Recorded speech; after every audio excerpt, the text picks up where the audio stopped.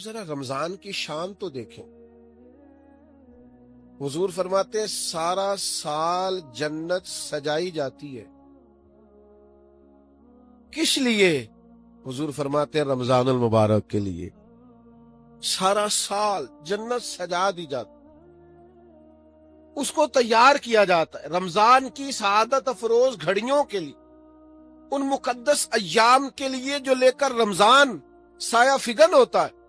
اس کے لیے پورا سال جنت کو سجایا جاتا ہے، تزئین و آرائش کی جاتی ہے. اور رمضان آتا ہے تو کریم کے کریمانہ فیصلے ہونے شروع ہو جاتے ہیں. کریمانہ فیصلے. ایک کریمانہ فیصلہ ہوتا ہے کہ دوزخ کے دروازے بند کر دو اور جنت کے سارے ہی دروازے کھول دو. اللہ تعالیٰ نے قرآن مجید میں ارشاد فرمایا ہے کہ یا ایہا الذین آمنوا کتب علیکم الصیام کما کتب علی الذین من قبلکم. اے ایمان والو، تم پر روزے فرض کیے گئے ہیں جس طرح کہ تم سے پہلے لوگوں پر فرض کیے گئے تھے، لعلکم تتقون، تاکہ تم پرہیزگار ہو جاؤ. روزے کی برکت سے تمہیں تقوی نصیب ہو. صوم کا لغوی معنی رکنے کے ہوتے ہیں، یعنی صبح سے لے کر مغرب تک کھانے پینے سے، عمل زوجیت سے رک جانے کا نام روزہ ہے.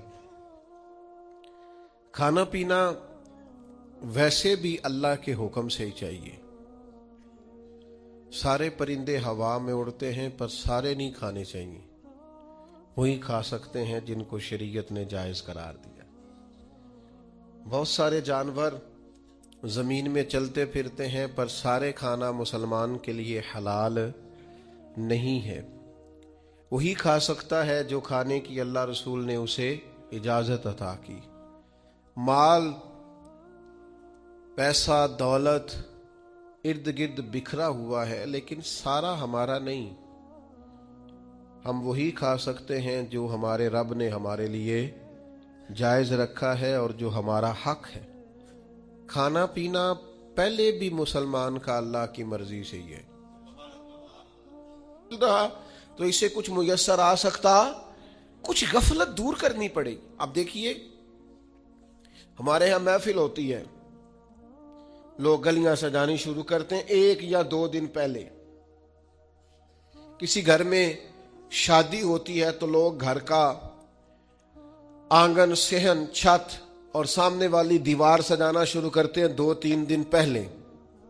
اس سے زیادہ نہیں. بڑی خاص بھی کوئی محفل ہو تو 1-8 دن پہلے لائٹنگ لوگ کرتے ہیں کہ پتہ چلے یہاں ذکر رسالت مآب صلی اللہ تعالی علیہ وسلم کیا جائے گا اور یہاں حضور کے تذکار کیے جائیں گے.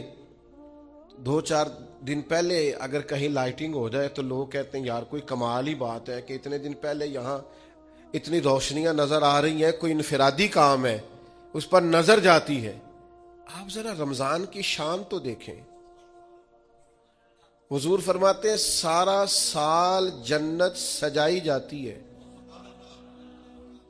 کس لیے؟ حضور فرماتے ہیں رمضان المبارک کے لیے. سارا سال جنت سجا دی جاتی، اس کو تیار کیا جاتا ہے رمضان کی سعادت افروز گھڑیوں کے لیے، ان مقدس ایام کے لیے جو لے کر رمضان سایہ فگن ہوتا ہے. اس کے لیے پورا سال جنت کو سجایا جاتا ہے، تزئین و آرائش کی جاتی ہے. اور رمضان آتا ہے تو کریم کے کریمانہ فیصلے ہونے شروع ہو جاتے ہیں. کریمانہ فیصلے. ایک کریمانہ فیصلہ ہوتا ہے کہ دوزخ کے دروازے بند کر دو اور جنت کے سارے ہی دروازے کھول دو. اس کو راستہ کیا گیا ہے. پھر آپ کو پتہ ہے ایک انوکھی بات بھی آپ سے کرنی ہے. قانون نافذ کرنے والے اداروں کو نا مجرموں کا پتہ ہوتا ہے. ان کو پتہ ہوتا ہے کس جگہ کچھ فسادی لوگ ہیں.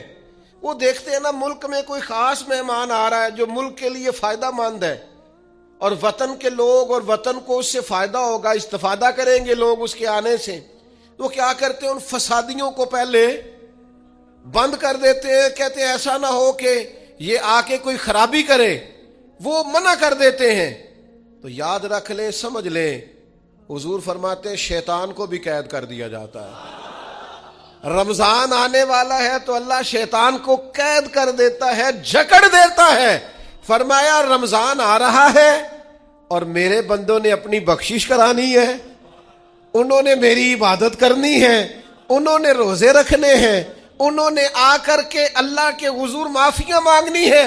اور رمضان کی ہر رات میں 70 ہزار یا بلا مثال و بلا تشبیہ اللہ جانے کتنے بے حساب لوگوں کی رب نے بخشش کرنی ہے.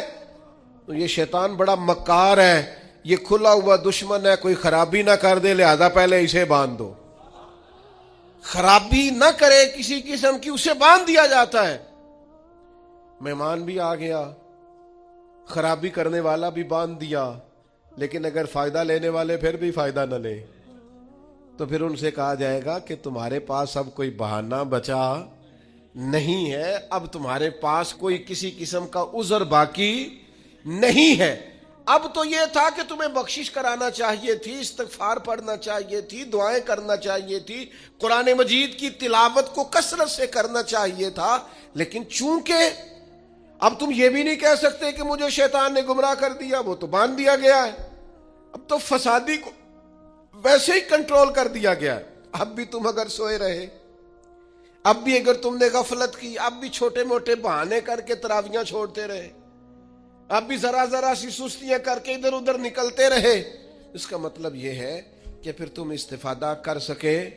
تم نے سستی کا مظاہرہ کیا، تم نے جان. اور اب دیکھیں جب اتنے بندوبست کیے تمہارے لیے، ثواب بھی بڑھا دیا، اجر بھی بڑھا دیا، تمہارے لیے جو فساد پیدا کرنے والا شیطان تھا وہ بھی قید.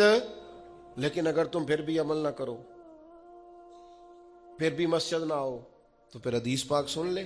اس طرز کی شاید یہ منفرد حدیث ہے کتب احادیث اور تقریباً تمام کتب احادیث میں موجود ہے. حضور علیہ الصلوۃ والسلام نے نا صحابہ سے فرمایا سارے مسجد میں جمع ہو جاؤ میرے ممبر کے پاس. لوگ جمع ہو گئے. اللہ کے حبیب علیہ السلام نے ایک قدم ممبر کی سیڑھی پہ رکھا، فرمایا آمین. پھر دوسری سیڑھی پہ قدم رکھا تو فرمایا آمین. پھر تیسری پہ قدم رکھا تو فرمایا آمین. تو صحابہ کو بڑا تجسس ہوا. انہوں نے بعد میں عرض کی یا رسول اللہ صلی اللہ تعالی علیہ وسلم کرم فرمائے، بندہ نوازی کرے، ہماری رعایت کر دیں، یہ کیا معاملہ تھا؟ تو حضور فرمانے لگے میرے پاس حضرت جبریل امین حاضر ہوئے. یہ رحمت للعالمین نبی کی بات سنا رہا ہوں. حضور کریم ہے. کریم فرماتے ہیں کہ حضرت جبریل آئے اور میں نے ابھی ممبر کی پہلی سیڑھی پر قدم رکھا تھا تو انہوں نے عرض کی یا رسول اللہ صلی اللہ تعالی علیہ وسلم ہلاک ہو جائے وہ شخص جو آپ کا نام سنے اور آپ پر درود و سلام نہ پڑھے. تو میں نے کہا آمین. پھر حضرت جبریل عرض گزار ہوئے یا رسول اللہ صلی اللہ تعالی علیہ وسلم وہ ہلاک ہو جائے جس نے بڑھاپے میں والدین کو پایا اور ان کی خدمت کر کے بخشش نہ حاصل کر سکا. میں نے کہا آمین.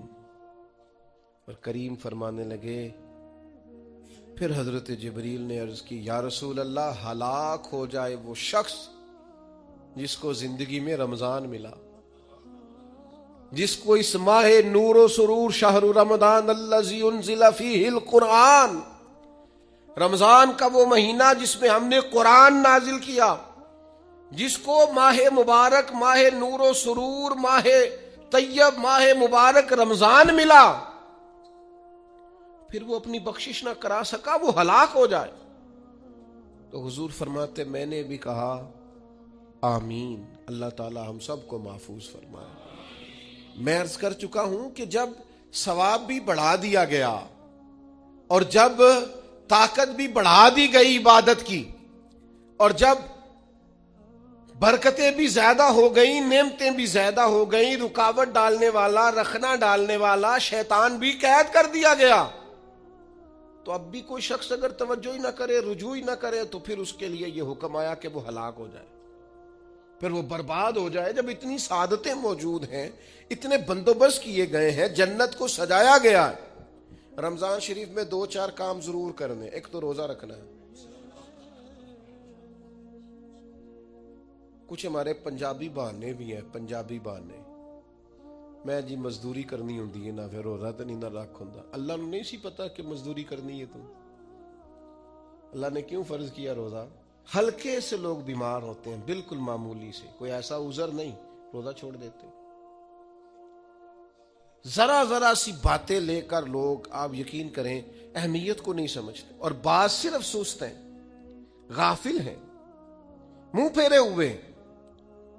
اگر یہ ایک حدیث سمجھ میں آ جائے نا, ترغیب و ترہیب میں اور دیگر کتب حدیث میں بھی موجود ہے, حضور نے فرمایا جس نے رمضان کا ایک روزہ چھوڑ دیا, زندگی بھر بھی روزے رکھے, وہ فضیلت نہیں پا سکتا جو رمضان کا روزہ سے فضیلت اسے ملنی تھی. اتنی بڑی بات ہے, آپ اس کو سمجھ لیں. اتنے سعادت افروز روزے ہیں رمضان کے.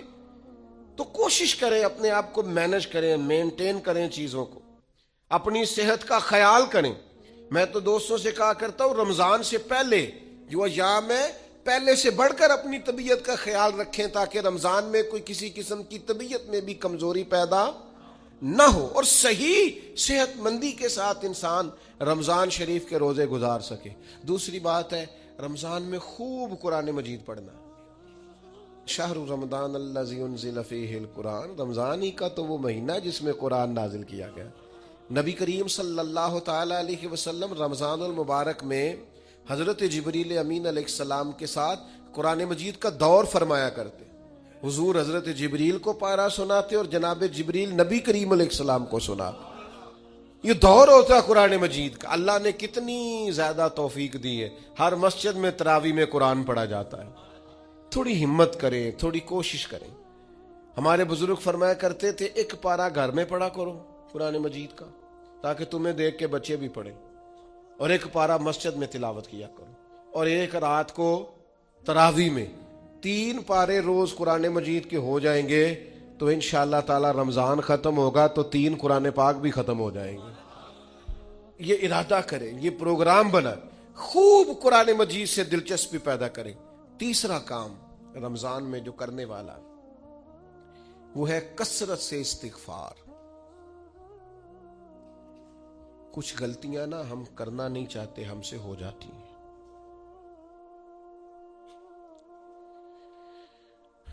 کچھ غلطیاں ایسی ہیں جو ہم بڑی بڑی کر چکے ہیں, لیکن ہمیں یاد ہی نہیں, بھول گئے. کچھ خطائیں ہم سے ایسی سرزد ہوتی ہیں جو لاشعوری میں ہو جاتی, ہمیں سمجھ ہی نہیں ہوتی کہ یہ خطا ہے اور اتنی بڑی ہے. کسی شخص کو بعض اوقات کوئی ایسی بات کہہ دیتے ہیں کہ ہماری نظر میں وہ بات معمولی ہوتی ہے, پر وہ بیچارہ ساری رات سو نہیں سکتا. رمضان کا مہینہ ہے اپنے رب سے معافی مانگنے کا مہینہ, اس سے توفیق مانگنے کا مہینہ, اس کے حضور حاضر ہونے کا مہینہ. میں آپ کی خدمت میں عرض کروں, حضرت عائشہ صدیقہ فرماتی ہیں, نبی پاک نے فرمایا صلی اللہ تعالی علیہ وسلم, جس سے اللہ نے قیامت والے دن حساب پوچھ لیا نا, اس کے لیے مشکل ہو جائے گا. حساب بھئی یسیرہ یہ ہے کہ وہ مہربانی فرمائے, اور فیصلہ جب کرے تو کرے ہی درگزر والا, فرمائے جا تجھے معاف کیا. رمضان کا خاص مہینہ ہے, سحری میں بھی دعا قبول ہوتی ہے, افطار میں بھی دعا قبول ہوتی ہے, صبح سے لے کے افطاری تک بندہ ہر وقت عبادت میں ہوتا ہے. تراویح کے بعد بھی دعائیں مانگے تو وقت قبولیت کا ہے. میرے بھائیوں, رمضان کی راتیں بھی قبولیت کی, آخری طاق راتوں کی شان قبولیت کی, لیلۃ القدر قبولیت کی. اس دفعہ جھک نہ جائیں اس کی بارگاہ میں سجدے میں, رو رو کے معافی مانگ نہ لیں اس سے. ہم برے نہیں ہیں, چاہتے نہیں ہیں, پر ہمارے وجود سے کچھ غلطیاں ہو جاتی ہیں, ہمارے سینوں میں کچھ پچھتاوے ہیں, کچھ من میں باتیں. اس دفعہ اس کے حضور عرض نہ کریں کہ کچھ کمیاں رہ گئی ہیں, دل نہیں کرتا تھا ایسا ہو, پر انجان تھے. نہ چاہتے ہوئے بھی کمزوریاں ہو گئیں. رمضان آ رہا ہے, بڑا گولڈن چانس ہے, بڑا خوبصورت موقع. بھائیو, رمضان کی ہر سحری کے بعد رب سے معافی مانگیں. آپ کو پتہ ہے اتنی بڑی امت مسلمہ لیکن ہر گلی میں کمزور ہے, ہر جگہ رسوائیاں ہمارے ساتھ چمٹی ہوئی ہیں. ہم چاہ کے بھی اپنے بھائیوں کی مدد نہیں کر سکتے.